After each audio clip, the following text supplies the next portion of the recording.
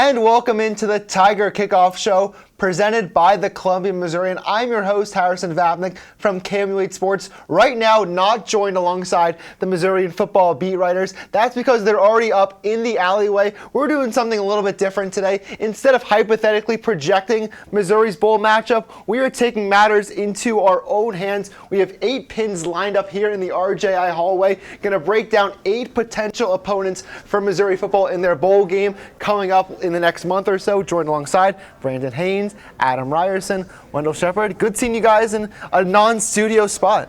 Yeah, it's pretty good. Ready to go bowling. Ready to bowl. Got the bowling shoes on, everybody? Oh yeah, I got my best shirt on. I feel like this mimics the best 80s bowling shirt that I have, so had to throw it on for the show. Wendell? Very excited for this. Are any of you good bowlers? I know this is a much different setup than a normal bowling alley, but I think I'm a pretty solid bowler. I got like a 160 one time, but that's about as good as I got. I'm glad we got bumpers. I'm in the same boat as much my Brandon. fault, I'm not sure I'm going to be, not using the wall to bounce off and hit a couple pins down. Why don't we get started? So our rules here, we're going to knock down one pin at a time, breaking down one potential matchup at a time. Starting off with Brandon Haynes. You have the floor. You have the roll. Go ahead and we'll talk about Missouri's first bowl opponent. Missouri's first bowl opponent. Okay. I guess we'll do Penn State. We knocked down a couple, so the rule is we're going to be breaking down one. What do we know about the Penn State Nittany Lions, Brandon? They're a good football team, 10-2 this season, only losses to Ohio State and Michigan. They have a sophomore quarterback in Drew Allard, who's been very up and down this year, but they have a very good defense and maybe one of the best secondaries in the whole country. Yeah, obviously, Big Ten teams obviously pride themselves on defense, not really offense. Same thing with Penn State. They got a stout run defense, just their ability to kind of just control the game through that. There's a dynamic team. I think Drew is a younger quarterback, so a chance there for Mizzou to kind of make an impact. Any of you have thoughts on possibly Penn State? I think Penn State's going to be a good matchup. It's one of the ones I want to see the most, especially just because of their good defense that Brandon said. It's going to be a good challenge for Missouri, and their offense isn't really up to par with the Georgias and the LSUs, so I think Mizzou would have a good outing against that offense, and I think it would just be one of the better games that Mizzou could get. Kalen King is one of the best cornerbacks in the whole country. To possibly him go one-on-one with Luther Burden III, maybe one of the best corners that Burden will have faced all season long. Wendell, any thoughts about how Brady Cook could do against a good Penn State pass rush? It's just Chop Robinson especially might be an NFL possible player in that front. I think if that game happens, it's going to come down to a couple of big explosive plays if Mizzou can get those. They've had a knack for them this year, and I think one or two of those, get down the field quickly. Because it's going to be hard to, sustain a long drive against that Penn State team. Brandon, does Missouri win against Penn State? Yes or no? The big question that we'll put on the board here. I think we'll keep it at a yes. I think Mizzou does beat Penn State. I think Penn State's offense just doesn't match up to kind of what Mizzou can do offensively. I think especially you got to take into consideration a little bit about who will be there, who won't play, stuff like that. I think Mizzou kind of takes the upper hand in that matchup. Okay, we'll move on to the next one. I will bowl since I'm next on the chart here. So here we go. Missouri's next possible bowl matchup. Okay, ooh, we knocked over a bunch there. That's like, I'm pretty sure I saw Washington go down first. So we'll start breaking down the Washington Huskies, an undefeated season in the Pac-12. They are a big underdog against Oregon in the Pac-12 championship, meaning a loss will likely knock them out of the college football playoff race, meaning a possible matchup with the Tigers. They have a great quarterback in Michael Penix. They have a couple of great receivers in Roma Dunze, who's a finalist for the best receiver in all of college football, the Blitnikoff Award. They also have Jason McMillen, Dylan Johnson, a great running back. What do we think of Missouri versus Penn State, guys? Missouri against Washington. Penn State's still in my head. I think that one's just an offensive shootout. You'll see, obviously, Mizzou's high-powered offense go against Washington's. Michael Penix, if you haven't seen him, just goes lefty and he can air it out. I mean, the matchup there against Mizzou's corners would just be something that'd be really exciting to watch.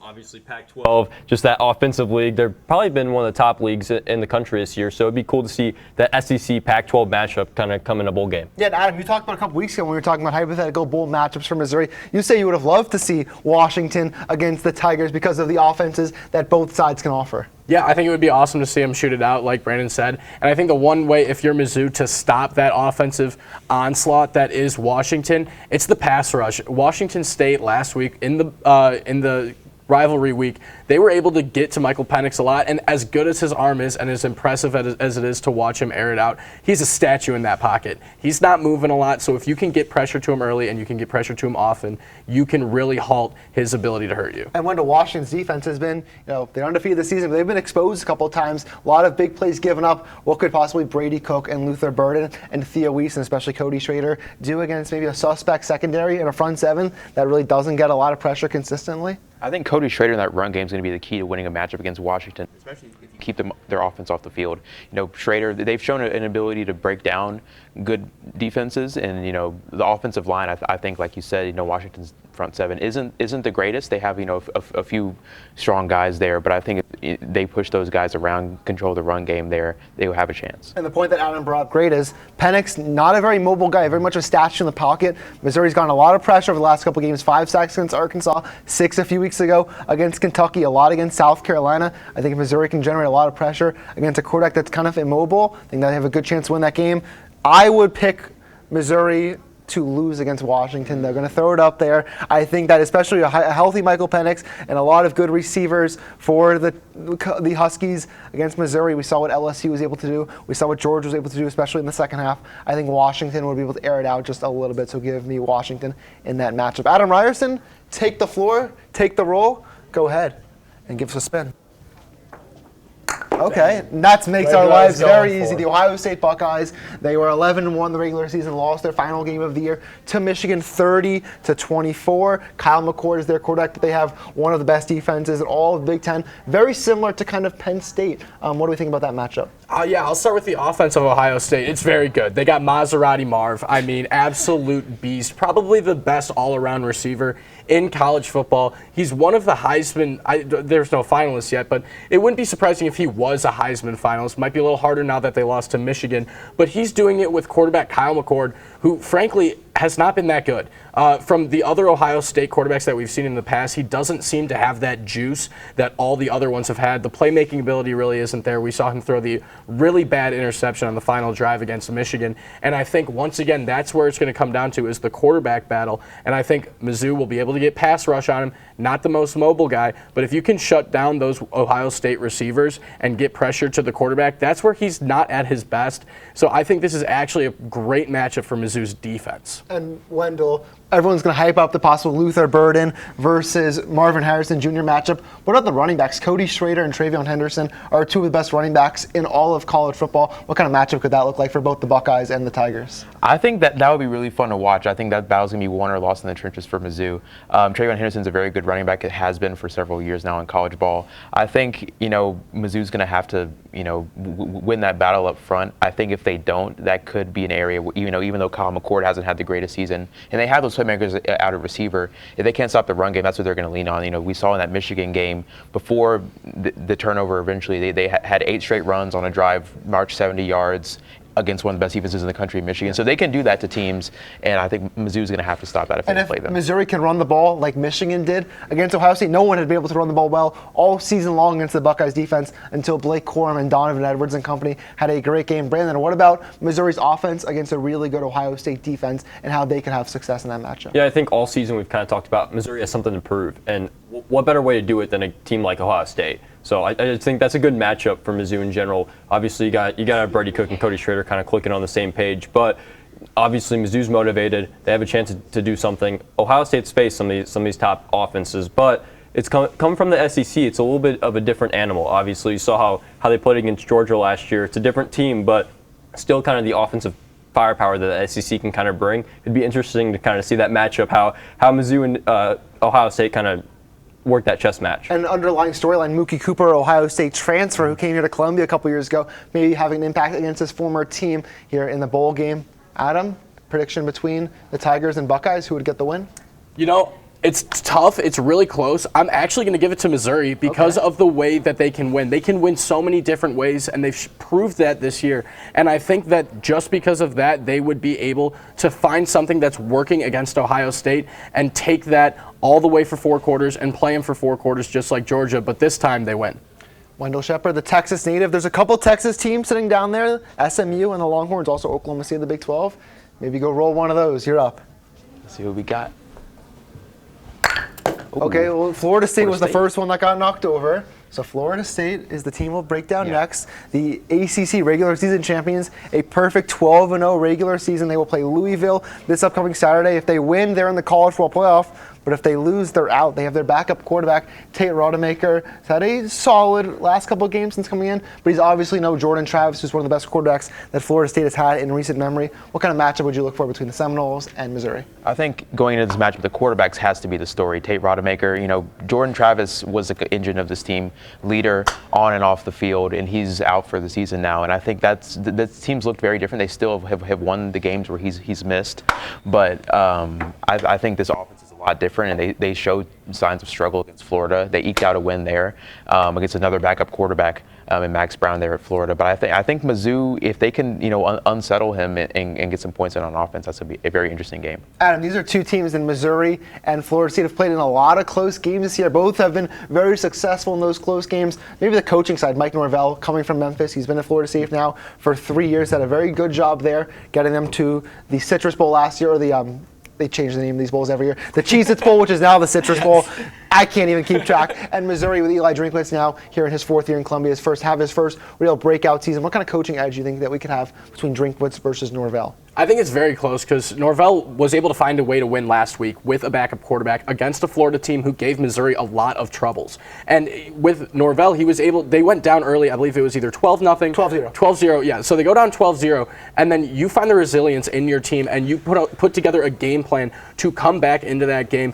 A lot of it was Keon Coleman, and he was able to make some big plays for the Seminoles in that game. And I just think that because of the ability to be able to find a way to win those games, Missouri's been able to do the same thing. So however that's going to clash, it's going to be hard to say before the game because, there's so many different ways that game could go, that matchup. Well, the receivers and the weapons are a huge factor in this game. Florida State has one of the best weapon tandems in the whole country. Johnny Wilson, receiver. Keon Coleman has been fantastic this year. Jaheim Bell at tight end. Trey Benson, a running back. You look at Missouri, Cody Schrader, Luther Bird, and Theo East. The true freshman, Brett Norfleet, has been fantastic over the last couple of games. Which weapon tandem do you think has the edge between Florida State and Missouri, Brandon? I think just because the quarterback position, you got to give it to Missouri. But I think you do have to look at Florida State's defense. It's one of the top in the nation. I think top 10 just kind of with their yardage numbers. And they've consistently done it. They obviously stopped LSU early in the season. Jane Daniels, it wasn't really when he started his breakout, but they were able to kind of knock him down in week 1 there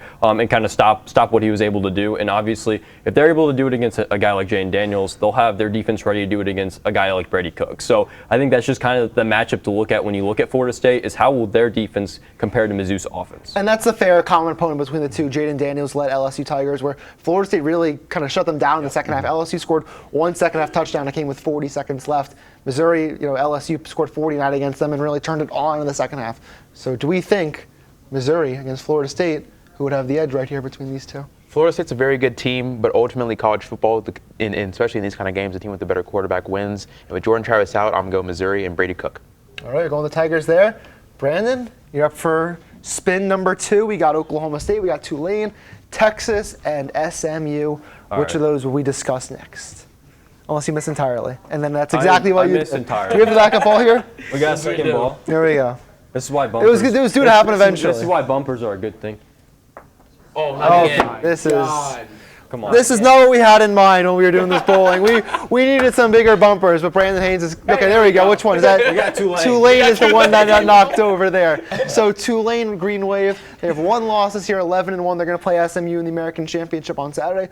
Their only loss is at home to Ole Miss, but that was with their backup quarterback Kai Horton, who hasn't had a ton of experience before that game. Their quarterback right now, Michael Pratt, led Tulane to a bowl win last year in the Cotton Bowl over the Caleb Williams-led USC Trojans. If Missouri matches against Tulane, which is maybe one of the more popular bowl projections we're seeing right now, what do we think about that matchup? Obviously, we got Tulane versus SMU. That'll be the matchup this weekend, kind of in the American Championship, and that'll kind of determine who Mizzou plays between the two. But with Tulane, you're kind of looking at Michael Pratt there at quarterback. I mean, he's a guy who's experienced. He's coming in with just confidence and obviously led them to a bowl victory last year. So I think that's the matchup. You look at, obviously, we've talked about the quarterbacks, but college football is a quarterback-driven sport. So how does Michael Pratt kind of work against Mizzou's defense in that kind of matchup? How do we think Missouri's run defense would match up against a running back like Mekhi Hughes? He's no Tajay Spears, who's now with the Tennessee Titans, a good running back there. Hughes has been a bit of a drop-off. Tulane's seen the rushing offense take a big step back from last year, but Missouri's run defense will still need to play a solid game against Tulane. How do we evaluate kind of that unit from the Tigers? Yeah, the running game is going to be the most important for Missouri, and I think any bowl game that they play, especially against Tulane, because they're going to lean on that run game. And if you look at the LSU game, one of two of Missouri's losses, that's really where LSU beat Missouri early, was the running game. And once they established that, now Tulane does not have Jaden Daniels, so it will be a lot harder to get those explosive plays from play action and everything like that. But if you're able to get momentum from the ground, then you're putting yourself in a winning position, and that's something that Missouri has to not let Tulane do. Wendell, we've talked all year about something to prove. How does Missouri avoid, I know it's hard to overlook a New Year's Six bowl game, but avoid looking at an American opponent? They see on paper, oh, we don't have to play Ohio State, we don't have to play Washington, we don't have to play an SEC team, we have to play an American team, Tulane. Are they going to be in the right mindset going into that game, or is this be a bowl game where all that gets thrown out? So many guys on this team grew up Mizzou fans, and they've seen this team have tough losses to teams they probably should have beat. And just being around this team all season, this mentality, it doesn't matter who they're playing against on the other side of the field. They're going to go out there with the same intensity every game, trying to kill the other team and show why they're ranked number 9 in the country, because there's teams behind them that don't think they should be there, that don't think they should be in the contention for a New Year's Six bowl. I think they're going to go out there and play the same way regardless. And then we've talked about this Missouri-Ole Miss feud on our last show. I think if Missouri lost to Ole Miss, a team that Ole Miss beat, I think Ole Miss fans would be able to talk. But on the contrary, if the Tigers win that game, it gives us a leg up over Ole Miss, who's going to be playing Iowa in the Citrus Bowl. So we're in a decent spot there. Brandon, do we pick Missouri to beat Tulane over here on the board?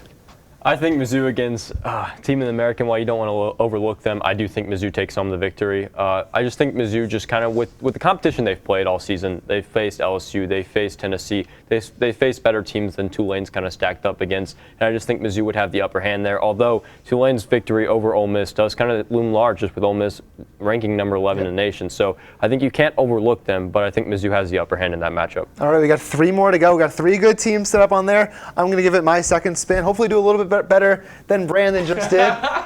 Oh. He did it. Oh, I shouldn't have talked. There we go, round 2. Aim to right. Okay, perfect. SMU, this is the only team of these that are currently unranked. They're going to play the team we just talked about, Tulane, in the American Championship on Saturday. They have a 10-2 season. Their only loss to TCU and Oklahoma. They went perfect in conference play this season, but their quarterback Preston Stone suffered a season-ending leg injury in their final game last Saturday. They're on a backup quarterback, Anthony Jennings, I believe his name.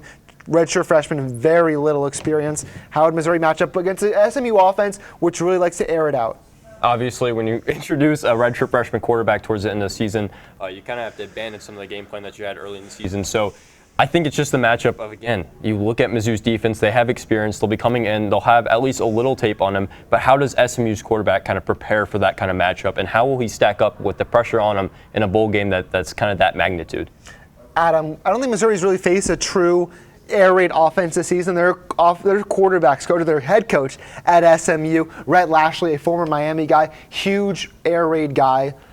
The Tigers, against an offense they really haven't seen all season, would they have success in the defense against an air raid offense, even if it's with a young quarterback? I think it depends on how they walk off the bus. Honestly, that's what it's going to come down to if you're Missouri secondary. They've had games where they've been fantastic, and they've had games where they have not been fantastic. But what it can do, especially for some of the older guys like Abrams Drain, like Ennis Rakestraw, it's an opportunity for some draft tape. If you can make some big pass breakups, get a couple interceptions, shed some blocks to make a tackle on the outside, they get the motivation from that. And then you got guys in the back half of the secondary like J.C. Carlisle. He's been having a good year, and he's looking to put some tape together for maybe a draft of his own at some point, or even an undesignated free agent, something like that. So there's still stuff to play for, and there's still a reason why you want to play against a team like SMU. Wendell, the team I think on SMU's schedule that you can compare most to Missouri is Oklahoma, and Dylan Gabriel and even their backup quarterback had a field day against the Mustangs defense. Do we think Missouri would have something similar against SMU? I think so. I think this, especially with this air raid offense of SMU. It could be a shootout type game. You look at their 2 games against Power 5 opponents and they struggled. TCU has not been very good this year. Missed the bowl game. Yeah, missed the bowl game. OU has struggled at times. So I'm not too concerned if I'm a Mizzou fan here with this game. I do think it could be high scoring, but I think Mizzou's offense could overpower SMU. It might not be the best matchup on paper, but if you want, not a really guaranteed win, if you really want to feel comfortable in Missouri winning New Year's Six Bowl, there's going to be a green thumbs up next to that SMU logo. I think that'd be the best possible matchup for the Tigers. Maybe not the most intriguing game, but if you're looking for Missouri to get win number 11 on the year, that's the team you want to see. Adam Ryerson, 2 teams up. It's the 2 Big 12 teams, Oklahoma State and Texas. Go pick one of them. Didn't. I was trying to be nice there for Wendell, give him Texas. I was told to aim to the right, so. Yeah, aim to the right. Oh. 0 for 2 there. Hey, we'll just say it's Oklahoma State. How We about just want to say that? it's Oklahoma State? Yeah. We'll say it's Oklahoma State. Give Wendell the Texas matchup. So Oklahoma State is the team on here with the worst record. They were 9-3. They lost 2 games in September. One to South Alabama, the other one to Iowa State. Then Ollie Gordon really turned on and is probably the best running back in all of college football. Him versus Cody Schrader. So with you, Adam, what kind of matchup we look out for between Ollie and Cody? I gave Ollie Gordon his roses last show. I still think he's one of the best playmakers in college football. Definitely, in my opinion, the best running back in college football. And like I said, LSU game beat Missouri on the ground early, and it really hurt them later in the game. Now, I don't know if Oklahoma State's going to be able to do that. The one thing that's a little deceptive about Oklahoma State's schedule is it was cupcake. It was a very easy schedule. They played one team from Texas, and they play in the Big 12. So kind of crazy that they didn't get any more matchups. I think they played every single newcomer into the Big 12. They were 4-0. Actually, 3-1. They lost to Central Florida in blowout fashion. Yes. Yeah. So they lost by 42 points to Central Florida, and they also lost to South Alabama at the beginning of the year. But Ollie Gordon wasn't playing against South Alabama, really. They didn't find him until Game 4. So that just speaks to how good he is. But I think the battle-tested Tigers are going to have a lot better chance of showing up to a New Year's Six Bowl than Oklahoma State is. And they're going to need some help beating Texas in the Big 12 championship, and I don't see that happening. Mike Gundy, Wendell, is one of the best coaches in all of college football. They really had nothing to start this season. They had very low expectations. I think they were 60-1 to win the Big 12. Now they have a chance to win it. Alan Bowman is their quarterback. Again, not a lot of great weapons in that team outside of Gordon. Do we think the Tigers' offense can score with Oklahoma State and get a win there? I think so. I think, if you're Mizzou, you're going to have to let Oklahoma State prove whether or not they can throw the ball. Ollie Gordon's the obvious strength of this entire team. You stack the box on him and you force him to beat, you force Bowman to beat Ennis Rakestraw, to beat Chris Abrams-Drain, those guys in the secondary. And I'm not sure that he can do that if you're able to neutralize Ollie Gordon. Brandon, any quick thoughts between the Cowboys and the Tigers? I just think you kind of look at the games against UCF and some of these other teams in the Big 12. And teams have been able to put up points against Oklahoma State, and that's not really the worry. I think the biggest thing, kind of like Wendell said, is seeing if Oklahoma State can kind of match that intensity. Mizzou, except against LSU, has stood up really well against the run, and I think that front seven matchup against Ollie Gordon would be one of the best matchups altogether when you look at bowl games, when trying to look at those matchups that anybody in the nation could have, because you want to see how he performs against an SEC caliber defense that's motivated. A guy like Darius Robinson, who's been waiting for the moment to kind of step up in that kind of opportunity. So I think it'd just be a fun matchup. And we've talked about all the shades of 2013 from Missouri football. Who did they play in their bowl game in 2013? Oklahoma State in the Cotton Bowl. I think if Oklahoma State beats Texas this Saturday, I think there's a very likely chance we see those two teams play a rematch 10 years later. Wendell, one team left. It happens to be those Texas Longhorns. Do we have a ball up here? We do not. We can roll and one pin. Hey, I would like to prove that I don't need both shots, but it's okay. Okay. Can we get a ball? You want to roll this? Okay. If Wendell can knock this down, okay. We're having some trouble getting this ball up, but we will get it, and we will get that Longhorn pound down eventually. Wendell, can you get it on one try? He cannot. Oh, all right. That was close. That was better than us. Okay. Well, you know a lot about the Texas Longhorns. They're a team that's 11-1. The one very close loss to Oklahoma. They have the thrilling win in Tuscaloosa earlier this year. If they beat Oklahoma State, maybe they're in the playoff, maybe they're not. There's a lot of stuff up in the air right now. Mm-hmm. Quinn Ewers, great quarterback. Xavier Worthy, great receiver. Do we think the Missouri defense is able to stop that group? If I'm a Mizzou fan, I'm not just saying this because I've been a Texas fan my whole life. This is the matchup I least want to see if I'm a Mizzou fan, just because they counter what Mizzou does very well. This is arguably one of the most talented teams in the country, not named Georgia. Especially if you look at that front seven for Texas, one of the best front sevens in the country. You have multiple first-round draft picks on that defense, and they've shown an ability to stop the run. Their last, I believe, 5 games have allowed less than 300 yards rushing across 5 games. That's very impressive. Yep, under 60 yards per game. And on the offensive side, they have a great weapons group. You mentioned Xavier Worthy, potential first-round pick, Adonai Mitchell, transfer from Georgia. JT Sanders, probably the best tight end in the country, not named. Brock Bowers. So they present a lot of challenges on both sides of the ball, especially on offense. Quinn Ewers has been shaky at times this season. He was shaky in that OU game where they lost, and he's dealt with an injury this season. I still don't think he's quite healthy.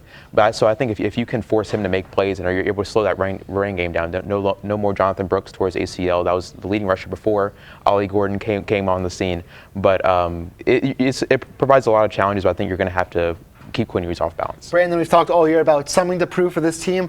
What would be even bigger to prove than to beat the Texas Longhorns in a bowl game? Probably the toughest team outside of maybe Georgia that they would have faced all season long. What would an exclamation point to end the season with a win over Texas, probably in Texas, mean for this team?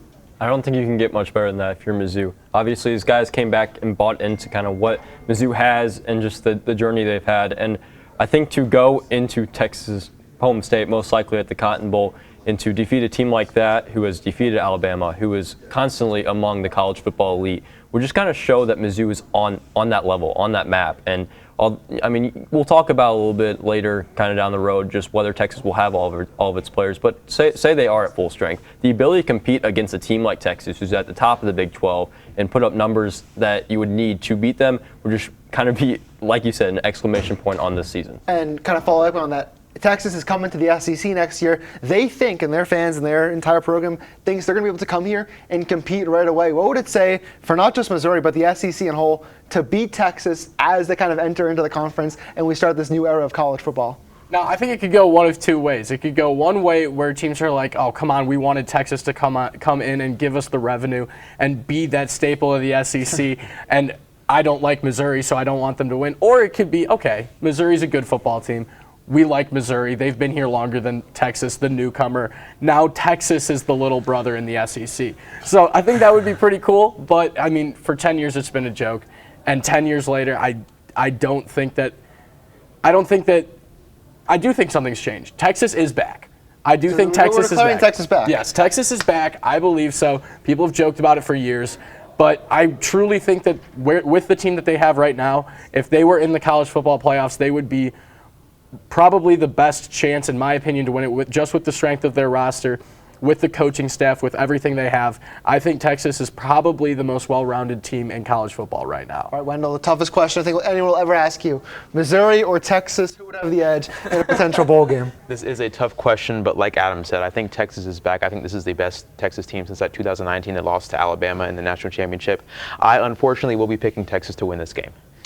Be a big win for Quinn Ewers, Steve Sarkisian and company. This has been our bowl preview show. We'll be back here next week to start previewing a potential matchup against Missouri, against one of the 8 pins, one of the 8 teams we talked about earlier today. Huge thank you to everybody who helped out with this advanced show. Our camera, Alex, JG behind here, obviously Jen McMillen, the great helping us out with the graphics behind here, and no one better than our director Travis. This is all his idea. He came into life and built all of this out. So huge, much appreciations for him in building all this out. And thank you to you guys for knocking down some pins. Or missing some.